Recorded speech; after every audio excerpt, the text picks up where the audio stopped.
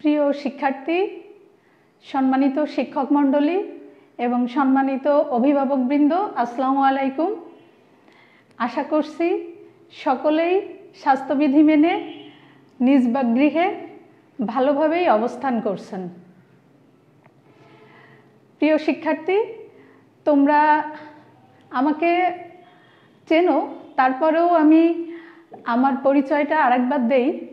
আমি সৈয়দা মাহমুদা মিতুল ইভা, প্রভাষক জীববিজ্ঞান, পায়রাহাট ইউনাইটেড কলেজ, অভয়নগর, যশোর। আমি জীববিজ্ঞান বিষয় নিয়ে তোমাদের সঙ্গে আবারও হাজির হয়েছি। সবাইকে শুভ সকাল। প্রিয় শিক্ষার্থী, তোমরা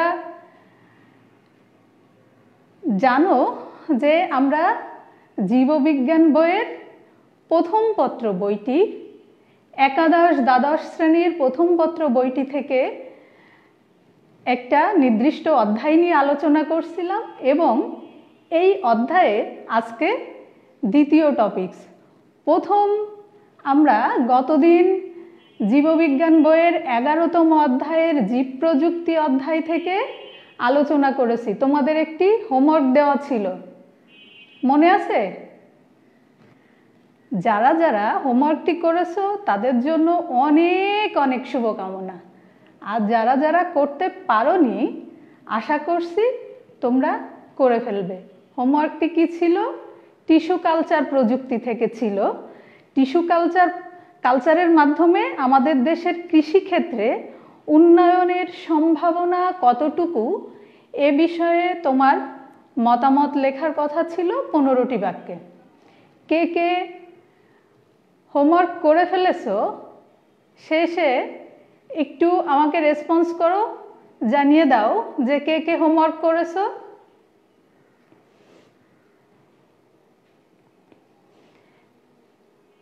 রমজান মাসের সকালে হয়তো অনেকেরই ঘুম ভাঙতে একটু দেরি হয়েছে, তারপরেও যারা যারা আছো আমরা একসঙ্গেই আজকের টপিক নিয়ে আলোচনা করব।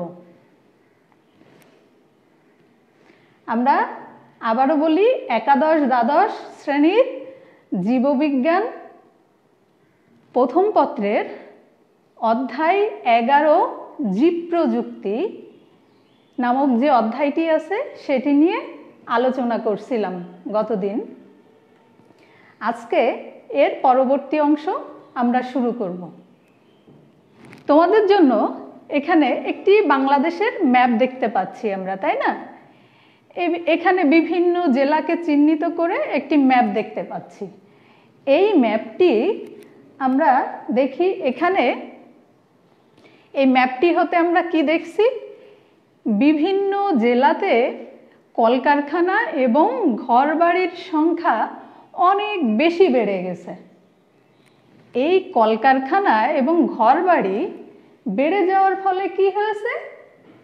আমাদের যে আবাদি জমি ছিল, এই আবাদি জমির সংখ্যা হ্রাস পেয়েছে, তাই না? এই আবাদি জমির সংখ্যা অর্থাৎ কৃষি জমি যখন হ্রাস পাবে তখন কি হবে? আমাদের খাদ্য ঘাটতি দেখা দেওয়ার কথা। খাদ্য ঘাটতি যদি দেখা দেয় তাহলে এই যে বিপুল জনসংখ্যা, এই জনসংখ্যার উপরে কি হবে? খাদ্যের ঘাটতি হলে এরা সবাই পুষ্টিহীনতায় ভুগবে। সেটা কি হতে দেওয়া যাবে? যাবে না। কারণ আমরা সবাই প্রযুক্তিকে ব্যবহার করে, প্রযুক্তি জ্ঞানকে কাজে লাগিয়ে অগ্রসর হতে চাই, যে কোনো সমস্যার সমাধান করতে চাই। এই যে এখন দেখছো আমরা শ্রেণীকক্ষে নিয়মিত হাজির হতে পারছি না, তবুও এই যে প্রযুক্তি জ্ঞানকে কাজে লাগিয়ে আমরা একে অন্যের সমস্যার সমাধান করতে পারছি, তাই না? আচ্ছা, এই কৃষি জমি হ্রাস পেলে, খাদ্য ঘাটতি যদি দেখা দেয়, তাহলে আমাদের কি করতে হবে? প্রযুক্তিকে ব্যবহার করে যে খাদ্য উৎপাদন হচ্ছে খুব বেশি পরিমাণ পুষ্টিগুণ সম্পন্ন এবং উন্নত ফসল উৎপাদন করতে হবে। ফলে কি হবে, খাদ্য ঘাটতি থাকলেও আমরা অল্প খাবার খেলেও তাতে পুষ্টিগুণ থাকবে অনেক বেশি। এই পুষ্টিগুণের ফলে অল্প খাদ্যে আমাদের শরীরের যা নির্দিষ্ট যে ক্যালোরি দরকার সেই ক্যালোরি চাহিদা পূরণ হবে। তাহলে আমরা কি করতে চাচ্ছি, একটা প্রযুক্তিকে ব্যবহার করে এই খাদ্যের চাহিদা গুণগত মান পরিবর্তন করতে চাচ্ছি, তাই না?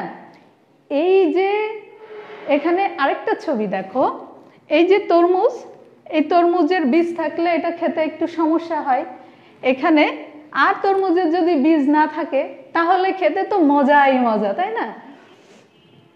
এইটাকেও এই যে খাদ্যের গুণগত মান, মানে আমরা যে বৈশিষ্ট্যটা চাচ্ছি কাঙ্ক্ষিত বৈশিষ্ট্যের পরিবর্তন সাধন করতে পারি প্রযুক্তিকে ব্যবহার করে। তাহলে এই প্রযুক্তিটা কি? এই প্রযুক্তিটা হলো জেনেটিক ইঞ্জিনিয়ারিং বা রিকম্বিনেন্ট ডিএনএ প্রযুক্তি। তোমরা এতক্ষণ বুঝে ফেলেছো বিষয়টি। আমরা আজকে এই যে এখানে পাটের ছবি এ কারণে দেওয়া হয়েছে, এখানে রোগমুক্ত উদ্ভিদ উৎপাদন করা হয়েছে। রোগমুক্ত সুস্থ সবল পাট উৎপাদনের ক্ষেত্রেও এই প্রক্রিয়াটি অলরেডি ব্যবহৃত হয়েছে, তোমরা জানো। এজন্য এই যে প্রক্রিয়াটি, এটাকে বলে কি, জেনেটিক ইঞ্জিনিয়ারিং বা রিকম্বিনেন্ট ডিএনএ প্রযুক্তি। রিকম্বিনেন্ট ডিএনএ প্রযুক্তি। রি মানে কি, পুনরায়, আর কম্বিনেন্ট, কম্বিনেন্ট অর্থ সংযোজন করা। পুনরায় ডিএনএকে সংযোজন করা, অর্থাৎ যে বৈশিষ্ট্য চাচ্ছি কাঙ্ক্ষিত বৈশিষ্ট্য পাওয়ার জন্য নতুন নতুন ডিএনএকে একসঙ্গে সংযোজন করার যে প্রযুক্তি, তাকে আমরা বলছি রিকম্বিনেন্ট ডিএনএ প্রযুক্তি। আশা করছি তোমরা বুঝতে পেরেছো বিষয়টা কি। আজকে আমরা কি কি বিষয় নিয়ে আলোচনা করব একটু দেখি। আজকে আমরা জিন, প্লাজমিড এবং জেনেটিক ইঞ্জিনিয়ারিং সম্পর্কে আলোচনা করব। এবং এই যে বলছি রিকম্বিনেন্ট ডিএনএ, এই রিকম্বিনেন্ট ডিএনএ টেকনোলজি কিভাবে করা হয়, কোন কোন ধাপ অবলম্বন করে কিভাবে করা হয় সে সম্পর্কে আলোচনা করব। এবং এই প্রযুক্তি প্রয়োগের ক্ষেত্রে কি সমস্যা আছে, এই সমস্যাসমূহ আমরা আলোচনা করব। এবং রেস্ট্রিকশন এনজাইম দিয়ে কিভাবে এই ধাপে রেস্ট্রিকশন এনজাইমকে ব্যবহার করা হয় সে সম্পর্কেও আলোচনা করব। আশা করছি তোমরা আমার সঙ্গে অনেকেই যোগ দিয়েছো। টপ ফ্যান মোহাম্মদ ইউনুস, অনেক অনেক ধন্যবাদ। প্রত্যেক ক্লাসে আপনাকে পাই।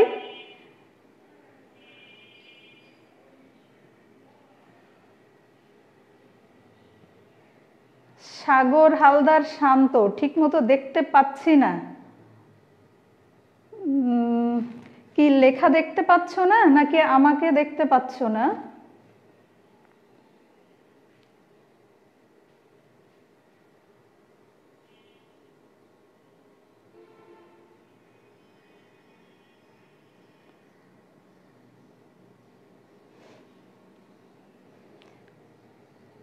Tanim Islam, good morning. Good morning Tanim. আশা করছি সবাই আমার সঙ্গে যোগ দিয়েছো এবং অনেককেই দেখতে পাচ্ছি। সকলের জন্য শুভকামনা। আচ্ছা, আমরা কি নিয়ে আলোচনা করছিলাম? Recombinant DNA. এই রিকম্বিনেন্ট ডিএনএ বিষয়টি প্রথমে কয়েকটা বিষয় আগে একটু জানতে হবে। জিন, জিন কি? জিন বর্গোধ্যায় নিচে যদি আমি ব লাগাই, এখানে যদি আমি ব শব্দটা জুড়ে দিই, সেই জিন কিন্তু মানুষের ঘাড়ে লাগে। এটা ঘাড়ে লাগা জিন নয়, এটা হচ্ছে আমাদের দেহের মধ্যে যে জিন অবস্থান করে সেই জিন।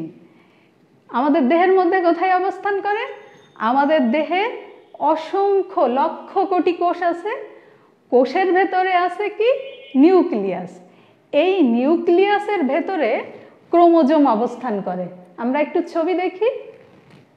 এই একটা প্রাণীকোষ, একটা কোষের ছবি। এর ভেতরে দেখো এই যে নিউক্লিয়াস, এই নিউক্লিয়াসের ভেতর আছে কি? ক্রোমোজোম। এই ক্রোমোজোমের একটা খণ্ডাংশকে বলা হয় ডিএনএ, এবং ডিএনএর একটা ছোট খণ্ডাংশ যা নির্দিষ্ট পরিমাণ নিউক্লিওটাইড শৃঙ্খল বহন করে এবং একটি বৈশিষ্ট্যের জন্য দায়ী, তাকে জিন বলা হয়। অর্থাৎ এই যে ক্রোমোজোম এর একটি ছোট খণ্ডাংশ আমি ধরে নিলাম এখান থেকে এইটুকু ডিএনএ, এই ডিএনএর একটি ছোট খণ্ডাংশ, এটা হচ্ছে জিন।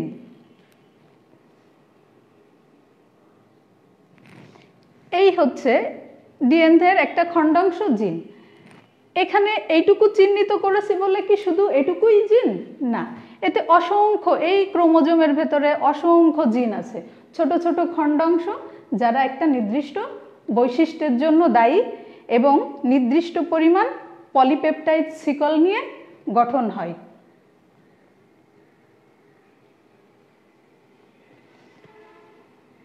শহীদ ম্যাম, আমি কক্সবাজার থেকে, আমি কক্সবাজার গভর্নমেন্ট মহিলা কলেজ থেকে।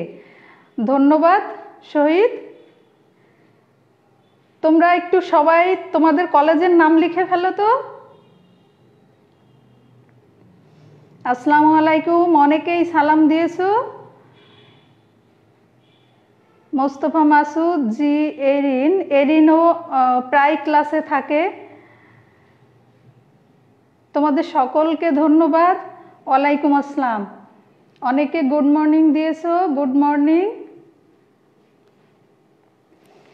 আচ্ছা, এই যে জিন জানলাম, এরপরে হচ্ছে প্লাজমিড। প্লাজমিড কি? প্লাজমিড হলো, এটা কি? একটা ইকোলি ব্যাকটেরিয়া।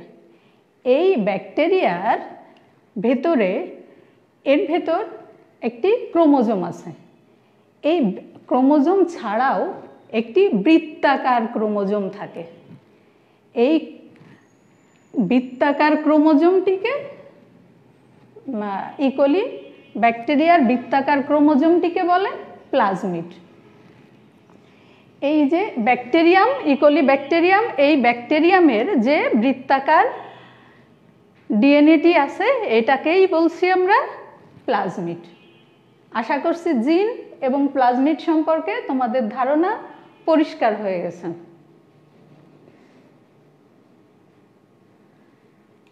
এই জিন, প্লাজমিড, রিকম্বিনেন্ট ডিএনএ, এই যে রিকম্বিনেন্ট ডিএনএ অর্থাৎ বিভিন্ন ডিএনএ এসে নতুন বৈশিষ্ট্য প্রকাশের জন্য কাঙ্ক্ষিত ডিএনএকে পুনরায় সংযোজন বা জোড়া দেওয়াকে রিকম্বিনেন্ট ডিএনএ বলা হচ্ছে। এই রিকম্বিনেন্ট ডিএনএ প্রযুক্তির জন্য কয়েকটি ধাপ অবলম্বন করতে হয়। কিভাবে এই ধাপগুলো অবলম্বন করতে হয় এবং কি কি, সেই বিষয়ে আমরা একটু দেখি। প্রথমে কি করতে হয়? কাঙ্ক্ষিত ডিএনএ নির্বাচন করতে হয়। কাঙ্ক্ষিত ডিএনএ কোথা থেকে নির্বাচন করব? আমি যে বৈশিষ্ট্যটা চাচ্ছি সেই বৈশিষ্ট্যটা কোন ক্রোমোজোমের কোন ডিএনএ খণ্ডাংশে অবস্থান করছে সেটাকে নির্ণয় করতে হবে, এবং সেখান থেকে আমার একটা ডিএনএর খণ্ডাংশ, যে বৈশিষ্ট্য চাচ্ছি সেই বৈশিষ্ট্যের খণ্ডাংশটাকে আমাকে নির্বাচন করে নিতে হবে। এই প্রথমে ডিএনএ নির্বাচন করার পর আমার লাগবে কি? একটা বাহক। এই যে ডিএনএটা, এটা তো আমি ধরেই কিছুতে লাগাতে পারবো না। এই বৈশিষ্ট্যটা যেখানে চাচ্ছি, ধরে নাও যে আমি চাচ্ছি যে তরমুজের বীজ থাকবে না, তাহলে বীজ নাই এমন ফসল থেকে বা এমন ফল থেকে এই ক্রোমোজোম এর ডিএনএ খণ্ডাংশ নিয়ে নিতে হবে, যেখানে এর এই খণ্ডাংশ বীজ না থাকার জন্য যে বৈশিষ্ট্যটা বহন করছে সেই বৈশিষ্ট্যটা আছে। প্রথমে কাঙ্ক্ষিত ডিএনএ নির্বাচন করে নিলাম। নির্বাচন করে নেওয়ার পরে আমার একটা বাহক লাগবে। বাহক হিসাবে কাজ করে কি, ইকোলি ব্যাকটেরিয়াটা বাহক হিসাবে কাজ করে। এই বাহক হিসাবে আমরা ইকোলি ব্যাকটেরিয়াটাকে নির্বাচন করছি। কারণ কি, ইকোলি ব্যাকটেরিয়ার এই যে বৃত্তাকার ডিএনএ, এর ভেতরে সহজে বৈশিষ্ট্যটাকে অর্থাৎ এই কাঙ্ক্ষিত যে জিনটাকে এটাকে স্থানান্তর করা যায়, প্রতিলিপন করা যায় এবং একে নির্দিষ্ট বৈশিষ্ট্যের মতো করে অনুলিপিত করে সংখ্যা বৃদ্ধি করা যায়। এজন্য আমরা ইকোলি ব্যাকটেরিয়াটাকে ব্যবহার করব।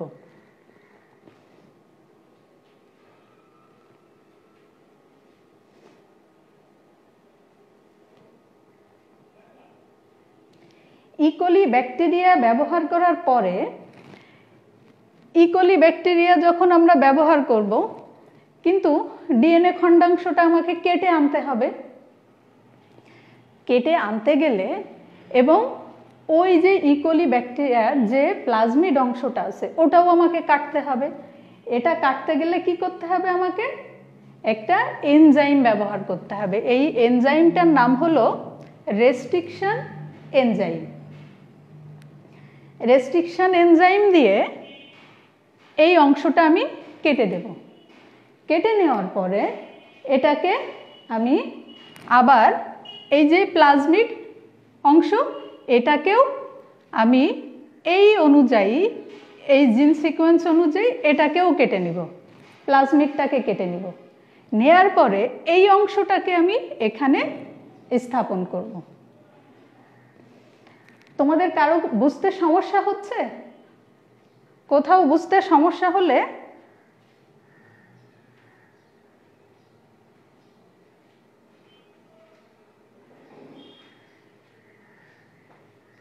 লেখা ক্লিয়ার দেখা যাচ্ছে না?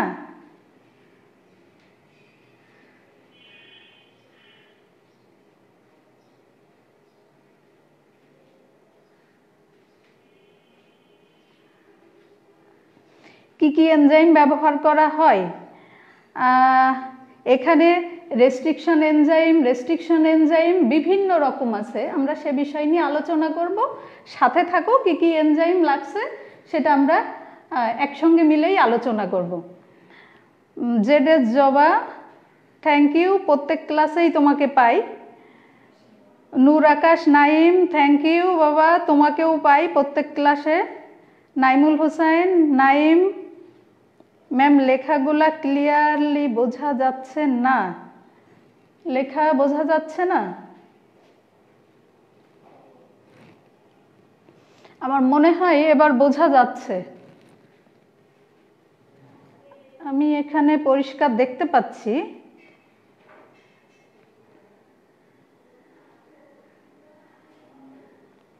এমএম কলেজ যশোর, বান্দরবন সরকারি মহিলা কলেজ, কিশোরগঞ্জ সরকারি মহিলা কলেজ,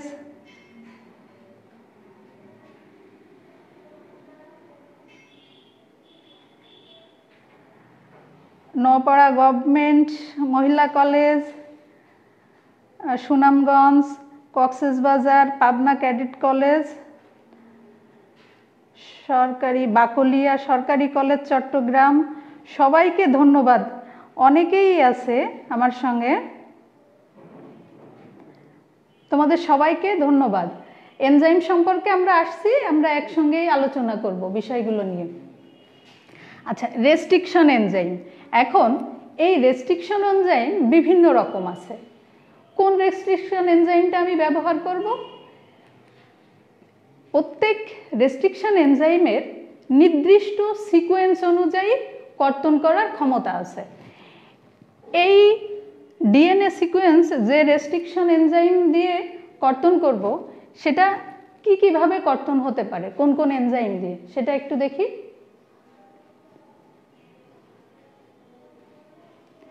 এই যে এখানে দেখো, বিভিন্ন রকম রেস্ট্রিকশন এনজাইম দিয়ে যখন কাটা হয়, এখানে এই যে জিনোম সিকোয়েন্সগুলো, আমরা জানি কি ডিএনএর গঠন যখন আমরা পড়েছি তখন কি জানি আমরা, এই যে ভেতরে কি থাকে, হাইড্রোজেন বন্ড দিয়ে যুক্ত থাকে নাইট্রোজেন ক্ষারকগুলো। ডিএনএতে 4 ধরনের নাইট্রোজেন ক্ষারক থাকে। কি কি থাকে? অ্যাডেনিন, থাইমিন, গুয়ানিন আর সাইটোসিন। এই 4 ধরনের নাইট্রোজেন ক্ষারক থাকে। অ্যাডেনিন থাইমিনের সঙ্গে এবং গুয়ানিন সাইটোসিনের সঙ্গে, গুয়ানিন থাকে সাইটোসিনের সঙ্গে ট্রিপল বন্ড দ্বারা যুক্ত এবং অ্যাডেনিন থাইমিনের সঙ্গে ডাবল বন্ড দিয়ে যুক্ত থাকে। এই যুক্ত থাকার কারণে এদেরকে যদি কাটতে হয় তাহলে সোজা কাটলে হবে না, আর নির্দিষ্ট বেস পেয়ার অনুযায়ী নির্দিষ্ট রেস্ট্রিকশন এনজাইম নির্দিষ্ট বেস পেয়ার অনুযায়ী কর্তন করে। প্রত্যেক রেস্ট্রিকশন এনজাইমের কাটার ক্ষমতা একরকম না। আমরা কিছু রেস্ট্রিকশন এনজাইমের নাম দেখি, এখানে দেখতে পাচ্ছ ALU1, BAM HI, HIN3, Eco RI। এই রেস্ট্রিকশন এনজাইমগুলো কি করে, এই যে এটা যেমন ALU1 কি করে, এই সোজাসুজি কর্তন করতে পারে। এটা BAM HI এটা কি করে, এই নির্দিষ্ট সিকোয়েন্সের বেস পেয়ার অনুযায়ী রেস্ট্রিকশন এনজাইম কাটতে পারে। আবার HIN3 যেটা আছে সেটাও এইরকম সিকোয়েন্স অনুযায়ী কর্তন করতে পারে। তো যখন ডিএনএ এই HIN3 দিয়ে যদি আমি কর্তন করি তাহলে এইভাবে সিকোয়েন্স অনুযায়ী কর্তন হবে। এরপর প্লাজমিডেও ঠিক একই রেস্ট্রিকশন এনজাইম দিয়ে কাটা হবে, যে এই একই সিকোয়েন্স অনুযায়ী কর্তন করে ওটাকে জুড়ে দেবে।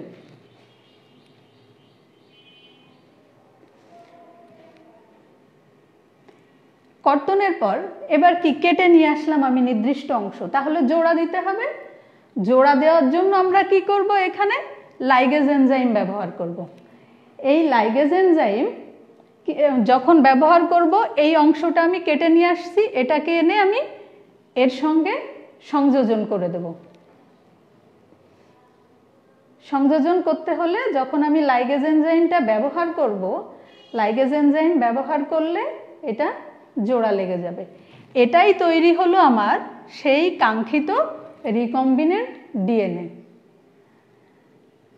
আবার একটু চিন্তা করো, প্রথমে আমি এই নির্দিষ্ট বৈশিষ্ট্য যেটা চাচ্ছি সেটা কেটে নিয়ে আসলাম, আনার পর কি করলাম, এটাকে যে প্লাজমিড আছে প্লাজমিডের মধ্যে রেস্ট্রিকশন এনজাইম দিয়ে কেটে সেই নির্দিষ্ট বৈশিষ্ট্যটাকে এখানে স্থানান্তর করলাম, করে আমি যে বৈশিষ্ট্যটা চাচ্ছি সেই বৈশিষ্ট্যের একটি প্লাজমিড তৈরি করলাম।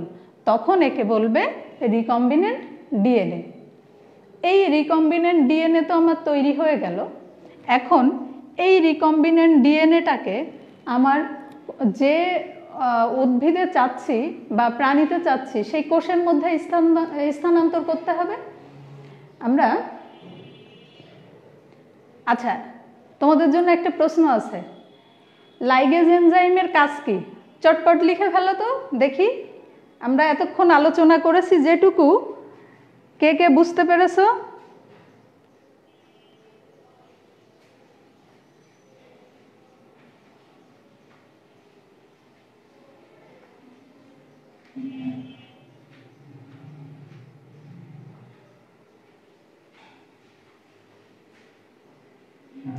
অনেকেই জানতে চেয়েছো কোন ক্লাস, এটা একাদশ দ্বাদশের জীববিজ্ঞান প্রথম পত্র।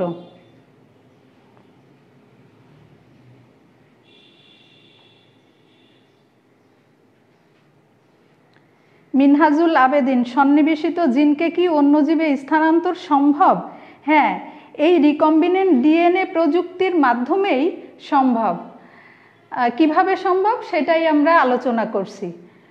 নূর Akash Naim, thank you very much ma'am, অনেক লাভ দিয়েছো, অনেক অনেক ভালোবাসা বাবা তোমার জন্য।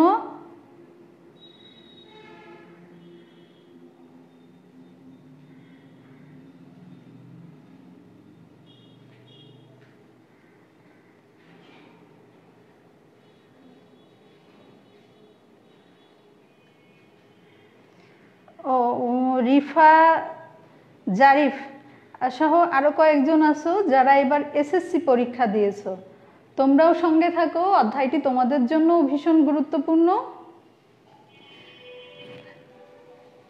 ডিএনএ লাইগেজ এনজাইমের কাজ কি তোমরা লিখে ফেলো, আমরা এগোতে থাকি। হ্যাঁ, অনেকেই কাজ করে ফেলেছো, অনেকেই উত্তর দিয়ে ফেলেছো, থ্যাংক ইউ।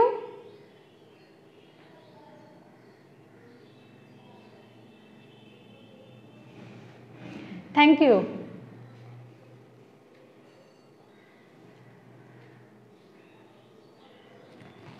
আচ্ছা, আমরা যে প্লাজমিডটা তৈরি করলাম, এই যে প্লাজমিডটা তৈরি করে রেখেছি, এর মধ্যে যে বৈশিষ্ট্যটা এনেছি রিকম্বিনেন্ট ডিএনএ, এই রিকম্বিনেন্ট ডিএনএটাকে আমাকে বাঁচিয়ে রাখতে হবে কিসের মধ্যে?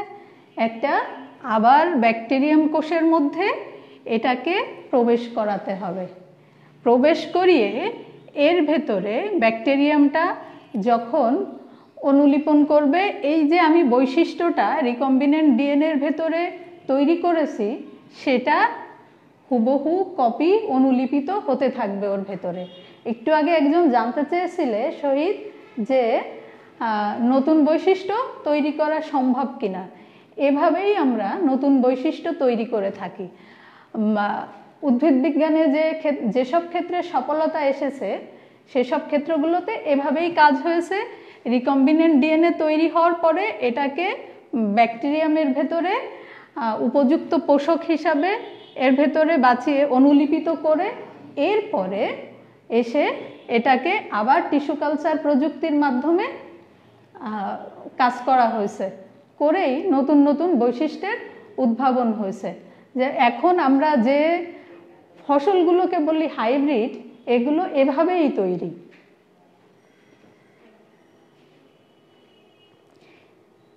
এই যখন এই রিকম্বিনেন্ট ডিএনএটাকে ব্যাকটেরিয়ামের মধ্যে স্থানান্তর করা হয় তখন এটার আবার বংশবৃদ্ধি করতে থাকে। ব্যাকটেরিয়া কিভাবে বংশবৃদ্ধি করে? অ্যামাইটোসিস প্রক্রিয়ায়।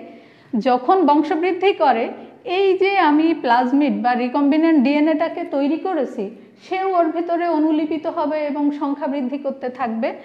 এই সংখ্যা বৃদ্ধি করে সংখ্যায় অনেক বাড়তে থাকে, এজন্য একে জিন ক্লোনিংও বলা হয়ে থাকে। এই উপযুক্ত পোষক কোষ নির্বাচনের পর আমরা কি করব? রিকম্বিনেন্ট ডিএনএ এর বহিঃপ্রকাশ ও মূল্যায়ন হলো কিনা, রিকম্বিনেন্ট ডিএনএটা ঠিকঠাক মতো কাজ করছে কিনা, এইটা জানার জন্য আমরা কি করব? এগার মাধ্যমে রেখে এটাকে আবার ওই যে সেই টিস্যু কালচার, মনে আছে? টিস্যু কালচারের মাধ্যমে যেভাবে আমরা এগার রেখে ক্যালাস তৈরি করেছিলাম সেভাবে এগার মাধ্যমে এটাকে আবাদ করতে হবে। করলে বোঝা যাবে যে রিকম্বিনেন্ট ডিএনএটা ঠিকঠাক মতো কাজ করছে কিনা। কাঙ্ক্ষিত উদ্ভিদ কোষে রিকম্বিনেন্ট ডিএনএ ওটাকে আমি এগার মাধ্যমে রেখে মূল্যায়ন করে নিলাম যে ঠিকঠাক মতো বৈশিষ্ট্যটা কাজ করছে। তখন কি করতে হবে? এই রিকম্বিনেন্টটাকে, এই যে আমি রিকম্বিনেন্ট ডিএনএ তৈরি করলাম, এই রিকম্বিনেন্ট ডিএনএটাকে উদ্ভিদ কোষ বা প্রাণী কোষ যারই বৈশিষ্ট্য আমি তৈরি করতে চাচ্ছি সেখানে স্থানান্তর করব। অর্থাৎ প্রথমে বলেছিলাম যে আমরা যদি ধরে নেই বীজহীন তরমুজ তৈরি করব, তাহলে কিভাবে হয়েছে? প্রথমে বীজ নাই এমন একটি উদ্ভিদের ফলের থেকে ওই কাঙ্ক্ষিত ডিএনএ সংগ্রহ করা হয়েছে। সেই কাঙ্ক্ষিত ডিএনএটাকে প্লাজমিডের ভেতরে দিয়ে আমরা এতক্ষণ সেই বৈশিষ্ট্যটাকে বাঁচিয়ে রাখলাম। রাখার পর এবার এই যে রিকম্বিনেন্ট ডিএনএটাকে সেই তরমুজের, এটা যদি ধরে নেই তরমুজের কোষ, তাহলে এই তরমুজের কোষের মধ্যে বীজ আছে, বৈশিষ্ট্যের জন্য যে জিনটুকু দায়ী আমি সেখানে এই বৈশিষ্ট্যটা যুক্ত করে দেব। দিলে কি হবে? আর তরমুজের ক্ষেত্রে বীজ তৈরি হবে না। এভাবেই রিকম্বিনেন্ট ডিএনএর মাধ্যমে পর্যায়ক্রমে উদ্ভিদের কাঙ্ক্ষিত বৈশিষ্ট্যটি তৈরি হচ্ছে।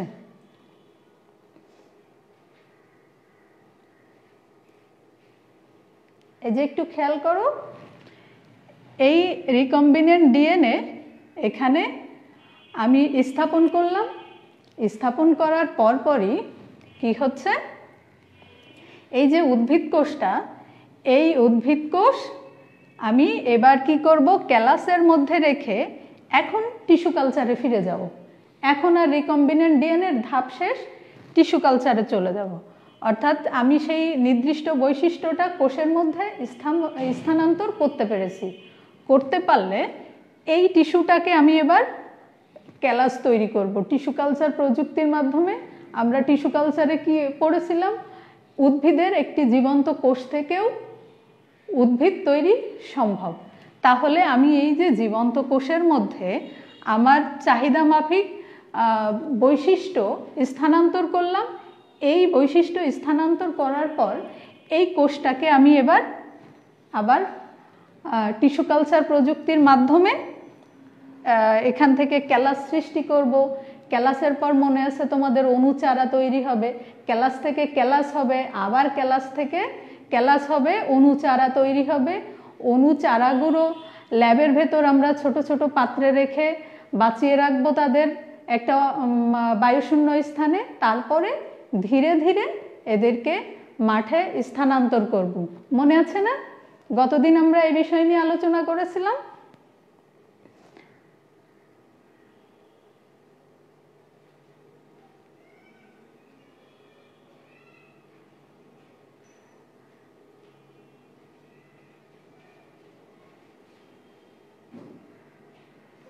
অনেকেই উত্তর দিয়েছো, সংযোজন করা, খণ্ডিত অংশকে যুক্ত করা।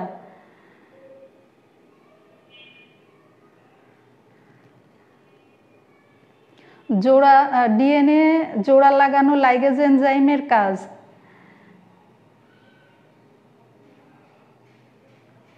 ডিএনএ সংযোজন, ম্যাডাম বুঝেছি। প্লাজমিডকে কাঙ্ক্ষিত ডিএনএর সাথে স্থানান্তর। Moon, many many thanks ma'am, তোমাদেরও ধন্যবাদ। ডিএনএ ও বাহক, তার মানে তোমাদের উত্তর দেখে বোঝা যাচ্ছে তোমরা জিনিসটা বুঝতে পারছো। এবং তোমাদের পাঠ্য বইটাও সঙ্গে আছে নিশ্চয়ই।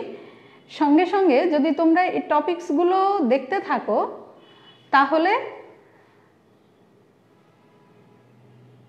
এখানে ইশতিয়াক আহমেদ জানতে চেয়েছো, ট্রান্সফার করলে কি নতুন বৈশিষ্ট্য তৈরি হয়? ট্রান্সফার বলতে কি বুঝিয়েছো বাবা আমি বুঝতে পারিনি। তবুও যদি ট্রান্সফার বলতে তুমি বুঝিয়ে থাকো যে রিকম্বিনেন্ট ডিএনএর তৈরিটাকে, অর্থাৎ প্লাজমিডের মধ্যে নতুন বৈশিষ্ট্য স্থানান্তর, সেটাকে যদি বুঝিয়ে থাকো তাহলে বলছি হ্যাঁ, নতুন বৈশিষ্ট্য প্লাজমিডের মধ্যে দিয়ে সেটাকে বাঁচিয়ে রেখে উদ্ভিদ কোষে বা প্রাণী কোষে স্থানান্তর করে সেটা থেকেই আবার টিস্যু কালচার প্রযুক্তির মাধ্যমে নতুন বৈশিষ্ট্য তৈরি করা সম্ভব। আমরা অনেক ক্ষেত্রে সফলতা পেয়েছি, এভাবে সফলতাগুলোও আমরা জানব। সঙ্গেই থাকো। এই যে টিস্যু কালচার প্রযুক্তি, অর্থাৎ ক্যালাস থেকে ক্যালাস তৈরি হয়েছে এবং সেখান থেকে অণুচারা তৈরি হলো। এই অণুচারা আবার আলাদা করে টবে স্থানান্তরযোগ্য হয়েছে। এই যে অণুচারা যখন স্থানান্তরযোগ্য হয় তখন একে বলে ট্রান্সজেনিক উদ্ভিদ। এই প্রথমে কি করলাম আমরা, রিকম্বিনেন্ট ডিএনএ কাজে লাগিয়ে সেটা থেকে উদ্ভিদ কোষের মধ্যে রিকম্বিনেন্ট ডিএনএটাকে স্থানান্তর করলাম, করে টিস্যু কালচার প্রযুক্তির মাধ্যমে উদ্ভিদ তৈরি করলাম। এটাকে বলছি আমরা ট্রান্সজেনিক উদ্ভিদ। আর যদি প্রাণী হয় ট্রান্সজেনিক প্রাণী। আরেকটা প্রশ্ন, যারা সঙ্গে ছিলে বলো তো, এই কয়ের তীর চিহ্নিত অংশ, এই যে এই অংশটা গোলাকার, এই তীর চিহ্নিত অংশ, এটাকে যদি বড় করি দেখতে এমনই হবে। এর নাম কি? ঝটপট উত্তর লিখে ফেলো। আশা করছি সবাই পারবে, কারণ এখানে যারা অংশগ্রহণ করেছো আমি এতক্ষণে বুঝে ফেলেছি সবাই খুবই ভালো স্টুডেন্ট।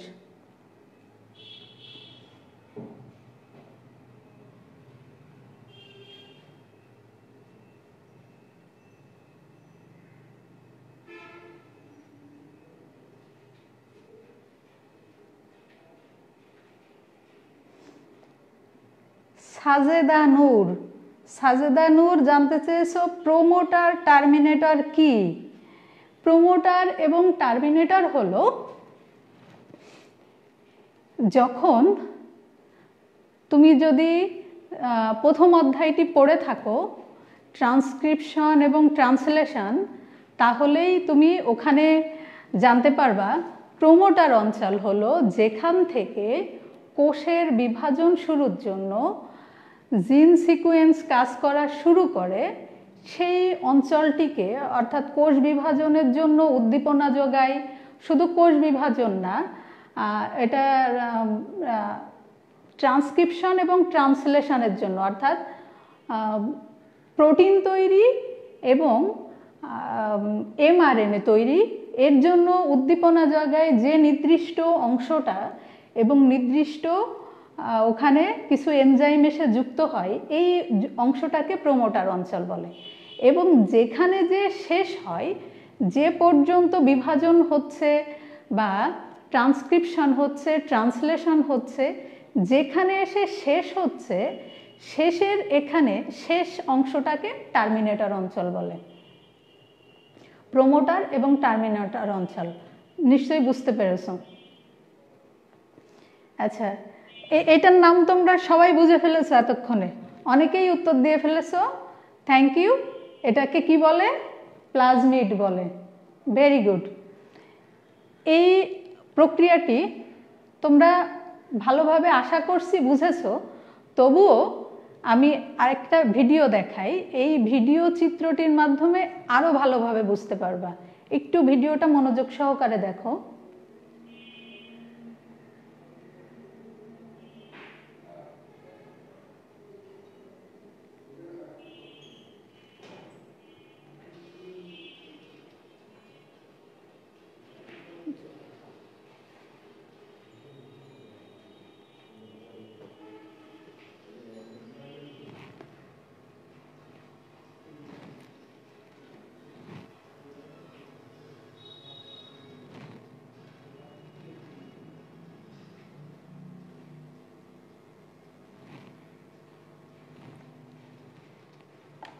আমি দুঃখিত, একটু যান্ত্রিক ত্রুটি হচ্ছে।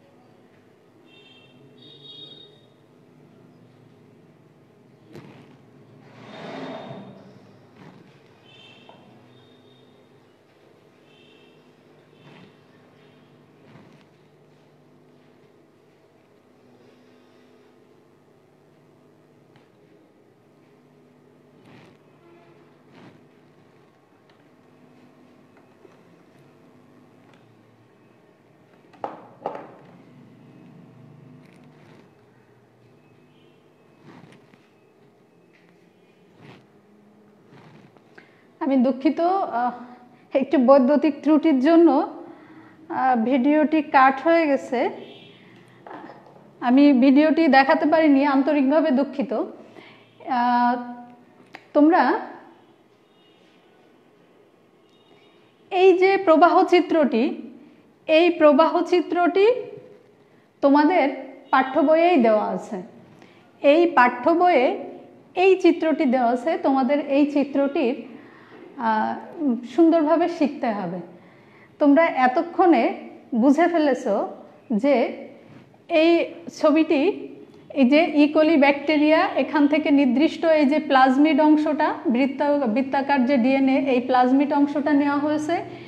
নেওয়ার পরে এই যে উদ্ভিদ কোষ, এখান থেকে আমি যে বৈশিষ্ট্যটা চাচ্ছি সেই বৈশিষ্ট্যটা এখান থেকে নেওয়া হয়েছে। নেওয়ার পরে এইখানে রেস্ট্রিকশন এনজাইম দিয়ে কেটে এই বৈশিষ্ট্যটাকে এখানে জুড়ে দেওয়া হলো। দিলে আমার কাঙ্ক্ষিত জিন অর্থাৎ যে রিকম্বিনেন্ট ডিএনএ তৈরি হলো, এই রিকম্বিনেন্ট ডিএনএটাকে আমি ব্যাকটেরিয়ামের মধ্যে আবার প্রবেশ করালাম এই রিকম্বিনেন্ট ডিএনএটাকে বাঁচিয়ে রাখার জন্য। এরপর এখান থেকে ক্লোনিং করলাম, ক্লোনিং করে সংখ্যা বৃদ্ধি করলাম। এরপর সংখ্যা বৃদ্ধির পরে একে আমি আবার টিস্যু কালচার প্রযুক্তির মাধ্যমে উদ্ভিদে স্থানান্তর করতে পারবো। এভাবেই জেনেটিক ইঞ্জিনিয়ারিং বা রিকম্বিনেন্ট ডিএনএ কাজ করে। বাংলাদেশে আমরা কোন কোন ক্ষেত্রে এই কাজটা করে সফল হয়েছি সেটা আমরা একটু দেখি। তার আগে আশা করছি তোমাদের এই যে প্রবাহ চিত্রটি, এই চিত্রটি তোমরা সুন্দরভাবে শিখবে, কারণ এটি তোমাদের পরীক্ষায় থাকে। এখান থেকে এর ভেতরে আরও ছোট ছোট কিছু প্রশ্ন ছিল, বিভিন্ন এনজাইমের কাজ আমি যা অলরেডি বলেছি আমার আলোচনার ভেতরে। প্লাজমিড কি, প্লাজমিড বলতে কি বুঝো, রেস্ট্রিকশন এনজাইম এর কাজ কি, আর এই যে এই প্রবাহ চিত্রটি, এই প্রবাহ চিত্রটি তোমাদের পরীক্ষায় থাকে এখান থেকে। এটা তোমরা সুন্দর করে এই ছবিটা আঁকা শিখবে। এই কোন কোন ক্ষেত্রে রিকম্বিনেন্ট ডিএনএ কাজ করে অলরেডি সফল হয়েছে, এই সফলতার কিছু ক্ষেত্র আমরা দেখি। যেমন বীজহীন তরমুজ অলরেডি তৈরি করা হয়েছে, এই ক্ষেত্রে আমরা সফল হয়েছি। সুপার রাইস অর্থাৎ আমাদের যে ধানটা তৈরি হয়, এখানে সুপার রাইসে সফল হয়েছি। সুপার রাইসে কিসে সফল হয়েছি? পুষ্টিগুণ, অনেক পরিমাণ পুষ্টিগুণ বৃদ্ধি করা হয়েছে এতে, যার ফলে আয়োডিনের অভাবে যেন রাতকানা রোগ না হয়, এই আয়োডিনের পরিমাণ এক্ষেত্রে বাড়ানো হয়েছে এবং ভিটামিনের পরিমাণ বাড়িয়ে এই সুপার রাইস করা হয়েছে, যার কারণে শিশুরা পুষ্টিহীনতায় ভুগবে না। আর কি এখানে সালফার ঘাস, এই সালফার ঘাস কি হয়, সালফার কম থাকার কারণে ভেড়া যে সালফার ঘাসটা খেত সেটাতে ভেড়া লোমটা উন্নত মানের হতো না, এজন্য এই সালফারযুক্ত ঘাস তৈরিতেও আমরা সফল হয়েছি, যাতে যেটা খেলে ভেড়ার লোম উন্নত মানের হয় এবং ওর মাংস উন্নত মানের হয়। আর কিসে সফল হয়েছি? এখানে দেখছো কি, ভুট্টা। ভুট্টা এই রোগ প্রতিরোধক্ষম ভুট্টা তৈরিতেও আমরা এই প্রযুক্তি ব্যবহার করে সফল হয়েছি। আর কিসে সফল হয়েছি?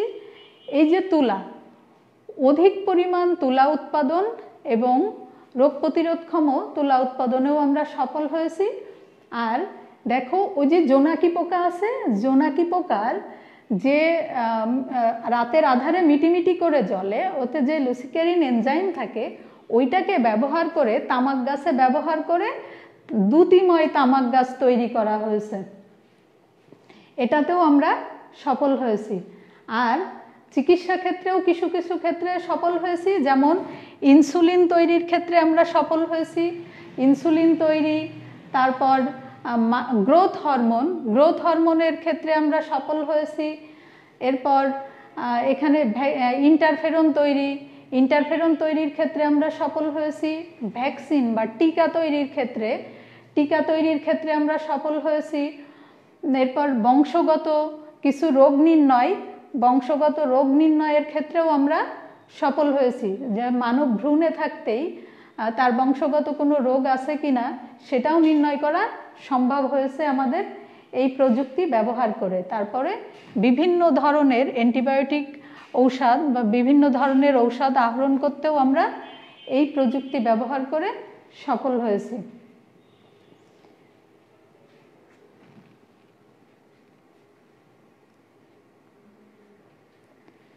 প্লাজমিড, অনেকেই উত্তর দিয়েছো, ধন্যবাদ। থ্যাঙ্কস ম্যাম, বুঝেছি। ইশতিয়াক আহমেদ, অনেকেই থ্যাঙ্কস জানিয়েছো, অনেকেই জানিয়েছো বুঝতে পেরেছো এবং উত্তরও লিখেছো অনেকেই। তোমাদের সকলকে ধন্যবাদ, যেহেতু আমাদের রোজার কারণে ক্লাসটির সময় একটু সংক্ষিপ্ত করা হয়েছে, এজন্য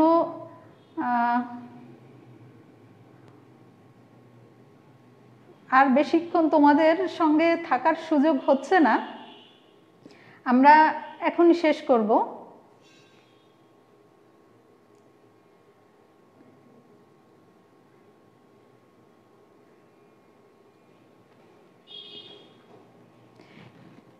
এখান থেকে তোমরা আরও একটি জিনিস সুন্দর করে পড়বে, যেটা হচ্ছে এই রিকম্বিনেন্ট ডিএনএ প্রয়োগের ক্ষেত্রসমূহ, কোন কোন ক্ষেত্রে প্রয়োগ করে আমরা সফল হয়েছি। এটা চিকিৎসা ক্ষেত্রে এবং কৃষি ক্ষেত্রে আলাদা আলাদা করে তোমরা এটা পড়ে রাখবে, সুন্দরভাবে পড়বে। এবং পরিবেশ ব্যবস্থাপনাও, সুয়েজ আত্তীকরণের ক্ষেত্রেও আমরা সফল হয়েছি রিকম্বিনেন্ট ডিএনএ প্রয়োগ করে। কিভাবে?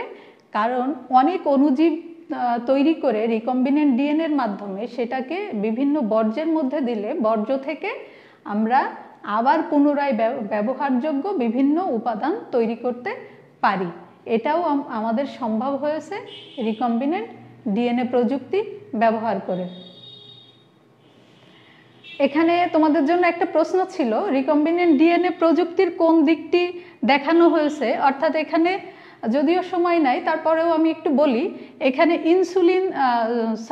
টিকা তৈরির যে এটা এখন যে আমাদের করোনার জন্য যে টিকা তৈরির প্রস্তুতি চলছে, এটাও এই রিকম্বিনেন্ট ডিএনএ প্রযুক্তির মাধ্যমে সম্ভব, সেই দিকটাই বোঝানো হয়েছিল এখানে। তোমাদের জন্য আবারও একটা বাড়ির কাজ থাকবে। বাড়ির কাজ, জেনেটিক ইঞ্জিনিয়ারিং এর অগ্রগতির একটি তালিকা প্রস্তুত করতে পারো, অথবা দুটোর যে কোনো একটা করতে পারো, অথবা রিকম্বিনেন্ট ডিএনএ প্রযুক্তির মাধ্যমে একটি রোগ প্রতিরোধক উদ্ভিদ তৈরি করা সম্ভব, এর পক্ষে তোমার মতামত 15 থেকে 18 বাক্যের মধ্যে লিখবে। আশা করছি তোমরা সবাই বাড়ির কাজটি করবে।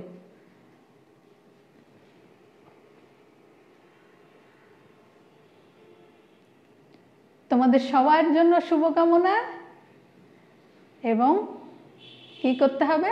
বাড়িতে স্বাস্থ্যবিধি মেনে নিজে সচেতন হতে হবে এবং পরিবারের অন্যকেও সচেতন থাকতে সহায়তা করতে হবে।